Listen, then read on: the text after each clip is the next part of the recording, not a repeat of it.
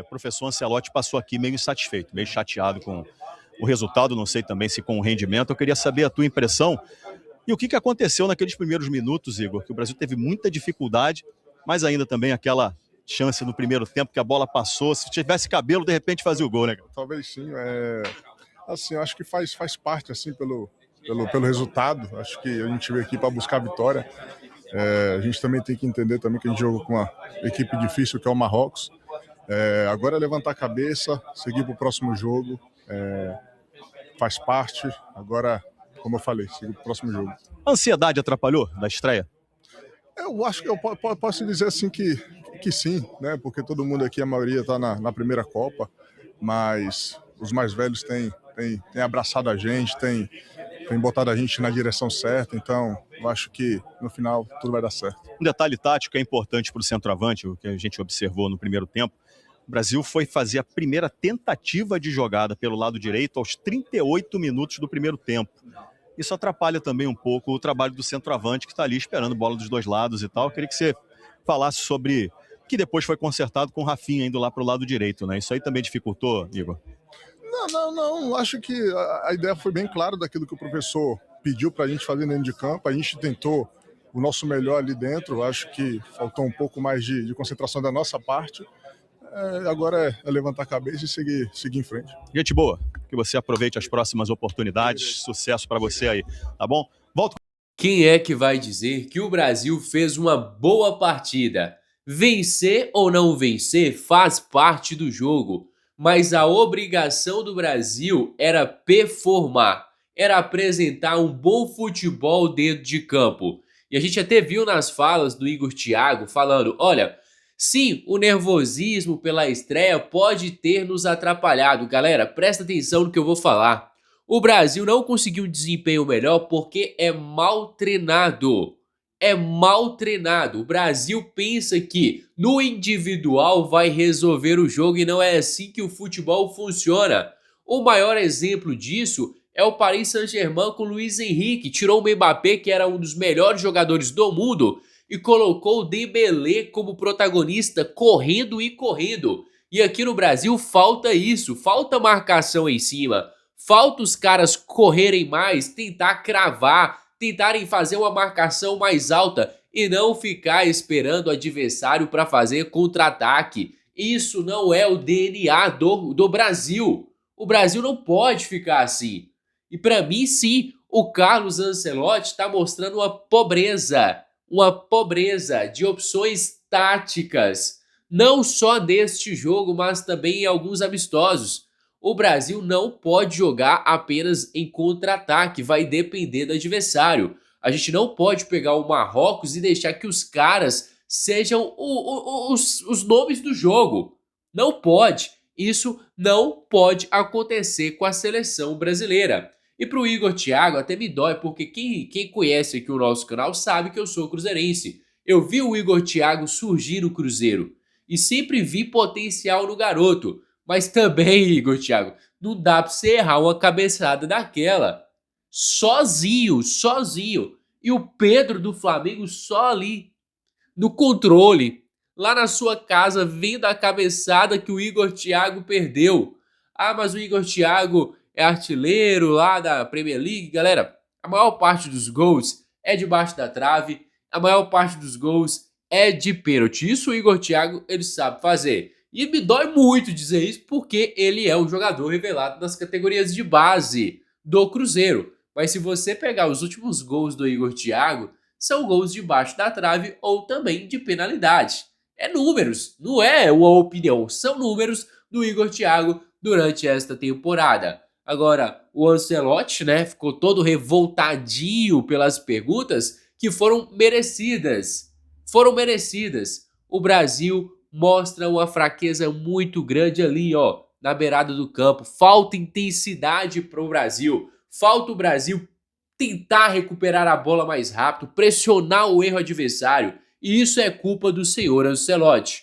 Eu vou até colocar aqui na tela para vocês o que disse o Filipão e também o Felipe Melo durante o programa Sport TV da Globo. A galera abriu a boca para fazer as críticas e as primeiras impressões desta estreia do Brasil durante a Copa do Mundo de 2026. Paulo Nunes ficou assustado. Como você define o seu sentimento depois da estreia, Filipão? Eu não fiquei assustado totalmente. Acho que algumas definições surgiram para o Ancelotti. Felipe Melo, bem-vindo à Seleção... Olha a cara de bravo do Felipe Melo. Bem-vindo à Seleção Copa, Felipe. Bravo porque eu esperava muito mais dessa seleção, né? Fui um dos caras que antes de começar a Copa do Mundo tinha muita esperança de que... Ainda tem esperança de que o Brasil possa fazer uma Copa do Mundo ao ponto de trazer o Hexa para nós, né? Assim, mas hoje foi realmente muito abaixo daquilo que eu imaginava. Alex Escobar, por fim, ranking da FIFA são critérios de desempate, porque a gente tem que começar a ficar ligado agora na briga pela primeira colocação. O Igor Thiago foi uma novidade hoje, porque as apurações dos setoristas vinham com outra formação, mas se você acompanha a Seleção Copa desde a primeira edição, viu que no sábado passado, depois do amistoso com o Egito, o Filipão disse o seguinte, mais ou menos, Felipe, pelo que eu sei da cabeça do Carlos, pelo que eu conheço, o Igor Thiago começa a Copa, e começou mesmo. Você já projetava o Igor Thiago começando a Copa, Felipe? Mais ou menos por aquilo que, como técnico, eu passei muito tempo e vi. E pelas colocações do Igor Thiago, pela forma como o Igor Thiago tinha se entregue ao jogo, aos jogos anteriores. Eu achei que o Ancelotti iria colocar o Igor Thiago. Mas nós recebemos algumas informações que não seria o Igor Thiago. Assim, você estava à frente das informações, só na sua observação. Não. Acho que o Filipão sabe um pouquinho desse negócio de escalar a seleção brasileira. Antes. Mas a gente vai ouvir agora um cara que jogou. Que eles tenham mais talentos individuais. O time deles, como equipe, é melhor que a nossa hoje, Felipe? O time deles se aproximava para jogar. Quando alguém recebia a bola, passava a bola e ia buscar essa bola no pé do companheiro. Um do outro. Muito abertos, né, muito abertos, enquanto que normalmente se faz o quê? Como zagueiro, eu te falo, se tiver do meio para a esquerda, eu pego e alguém sobra. Se tiver do meio para a direita, eu pego alguém. Ninguém sobrou. A bola ficou livre no meio para que ele fizesse o gol. Concordo, professor. Concordo muito, mas eu entendo que pelo menos o Casemiro, que é um volante, número 5, um dos maiores da sua posição, sabe? Um dos maiores volantes que passou pelo Real Madrid, fez grandes temporadas no Manchester United, não é à toa, é o homem de confiança do Ancelotti. O Ancelotti veio, a primeira coisa que fez foi trazê-lo de volta à seleção. Por isso que a alteração chama tanta atenção, né? Então eu no intervalo, no intervalo. Uma soma de situações, porque pelo menos se ele realmente desse um passo para a esquerda e tirasse o passe do meio, não aconteceria. E nós falamos isso em algum outro jogo dos Estados Unidos contra o Paraguai. Nós falamos, olha, o meio para frente não está fazendo pressão no portador da bola, está abrindo o meio, os caras estão fazendo o que quer. Tá entrando, né? É claro, concordo, professor. Principalmente o Marquinhos, que eu acho que tinha que fechar e cobrir a bola que foi mais pro lado do Gabriel Magalhães. Mas, enfim, concordo com o professor, mas assim, temos que melhorar muito. Temos que melhorar muito. E nós somos uma seleção, eu continuo acreditando. Eu continuo com muita fé que nós podemos trazer esse Hexa. Material humano nós temos, mas desse jeito, sem intensidade, assim, tudo bem. Vamos entender que é a ansiedade do primeiro jogo, mas a ansiedade só vem pro Brasil, para todo mundo, a ansiedade vem para eles também. É o que eu falo, o Marrocos tinha um jogador de 18 anos no meio campo sem ansiedade nenhuma, que ele dominou, parecia um rapaz de 36 anos. Tem uma situação que eu gostei, porque não é fácil você tirar o Casemiro no intervalo. O tamanho do Casemiro, o que é o Casemiro para ele. Então, assim, me parece que o Ancelotti, a hora que tiver que mudar, ele vai mudar. Tanto que ele mudou até na escalação, né? A gente esperava uma escalação, ele colocou outra, André. Então, assim, se tem uma situação que a gente está vendo, é que ele não está olhando muito o nome de jogador. Agora, essa formatação, eu concordo com o Felipe, para mim foi equivocada.